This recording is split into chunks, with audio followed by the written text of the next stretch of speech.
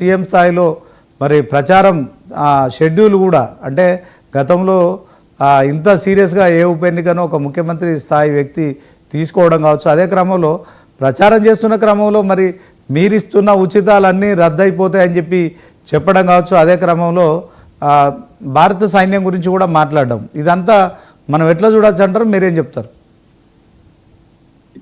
99 TV ప్రేక్షకులకు, మీకు panel ఉన్న వారికి నమస్కారం. జూబ్లీహిల్స్ ఏదైతే ఎన్నికలు జరుగుతున్నాయో ఇవి బై ఎలక్షన్స్.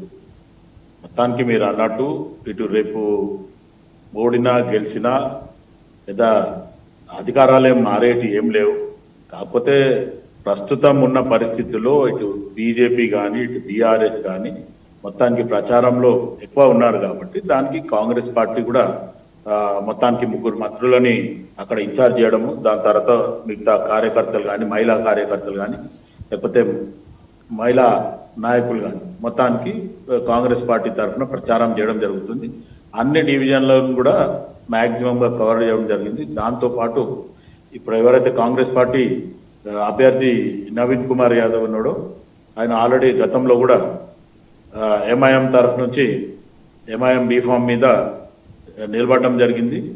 దానికి ఆయన ఆల్మోస్ట్ ఆల్ ఒక 40,000 చిల్లర ఓట్లు రావడం జరిగింది. దాని తర్వాత నెక్స్ట్ ఎప్పుడైతే ఎలక్షన్స్ మళ్ళీ వచ్చినాయో బీఫామ్ ఎంఐఎంకే ఆశించినప్పుడు ఇదే కేసీఆర్ కానీ కేటీఆర్ అడ్డుపడిండు అనేది స్వయాన నవీన్ యాదవే చెప్పడం జరిగింది. ఆ సమయంలో ఆయన ఇండిపెండెంట్గా వేయడం జరిగింది. ఇండిపెండెంట్ వేసినప్పుడు 18,000 ఓట్ల చిల్లర ఆయన తెచ్చుకోవడం జరిగింది. అంటే అప్పుడు కూడా ఆల్మోస్ట్ ఆల్ నాకు తెలిసి ఆయన ఫస్ట్ ప్లేస్ వచ్చి బీఆర్ఎస్ ఉన్న, second place Congress, third place Naveen Yadav ఉన్నాడు. బీజేపీ అక్కడ కూడా ఇప్పుడున్న దీపక్ రెడ్డి 4th ప్లేస్లో ఉన్నట్టు మనకు ఏదో గణాంకాలు చెప్తున్నాయి.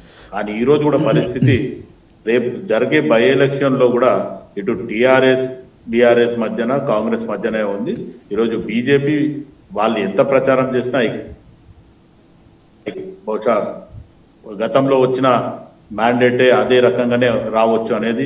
శివకుమార్ లాల్ గారు మీరు ఎంఐఎంతో పొత్తు పెట్టుకున్నట్టు, తర్వాత ఎంఐఎం మద్దతు తీసుకున్నట్టు, అదే క్రమంలో అజారుద్దీన్కి మంత్రి పదవి ఇచ్చేసి మీరు ముస్లిం మైనార్టీ ఓట్లను కొల్లగొట్టాలనే కార్యక్రమం చేసిన క్రమంలో బీజేపీ కూడా ఇంకొక కొత్త వ్యూహానికి తెరదీసింది.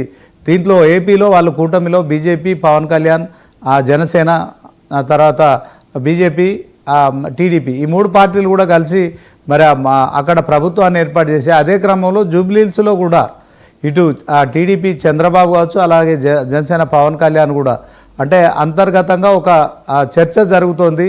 బీజేపీ కూడా ఈ ఎన్నికను సీరియస్గా తీసుకుంది. సో మీరు అన్నట్టు బీజేపీ బీఆర్ఎస్ ఒకటని, తర్వాత కాంగ్రెస్ బీజేపీ ఒకటని ఇలాంటి చర్చలన్నీ జరుగుతున్న నేపథ్యంలో సో పక్క రాష్ట్రానికి సంబంధించిన కూటమి కూడా ఇక్కడ మరి కొంత అంతర్గతంగా కలిసి బీజేపీకి సపోర్ట్ చేయాలని చంద్రబాబును పవన్ కళ్యాణ్ అడిగినట్టు తెలుస్తుంది.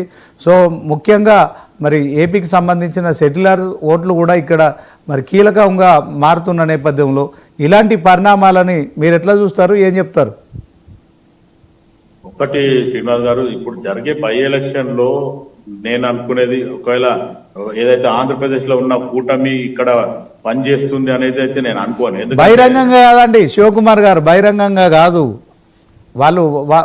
వాళ్ళ వర్గాలకు సంబంధించి, వాళ్ళ ఓటర్లకు సంబంధించి మనం మొన్న కూకట్పల్లిలో చూసాం. జనసేన పార్టీకి సంబంధించి మరి అతను పోటీ చేశారు. ఒక అతను పోటీ చేస్తే సుమారు 30,000 ఓట్ల దాకా ఆయన పొందినట్టు కూడా తెలుస్తుంది కదా. అంటే కొంత టీడీపీ ఓట్ బ్యాంక్ ఉంది తెలంగాణలో. అదే క్రమంలో పవన్ కళ్యాణ్ జనసేనకు సంబంధించిన ఓట్లు కూడా ఉంటాయి కనుక బీజేపీ ఖాతాలో వేసుకొని ఖచ్చితంగా కాంగ్రెస్ బీఆర్ఎస్ ఇద్దరికి కూడా మరి ఒక చెక్ పెట్టే ఆలోచనతో అమిత్ షా ఒక వ్యూహంతో ముందుకెళ్తున్నారని తెలుస్తోంది. నిజంగా ఇది కనుక జరిగితే ఫలితాలు కూడా తారుమారే పరిస్థితి ఉందంటారా, ఏం చెప్తారు? శ్రీనివాస్ గారు, నేను అదే చెప్తున్నా, అమిత్ షా రాని ఎవరైనా రాని జూబ్లీహిల్స్ బై ఎలక్షన్ లో కాంగ్రెస్ పార్టీ గెలుపు ఖాయం.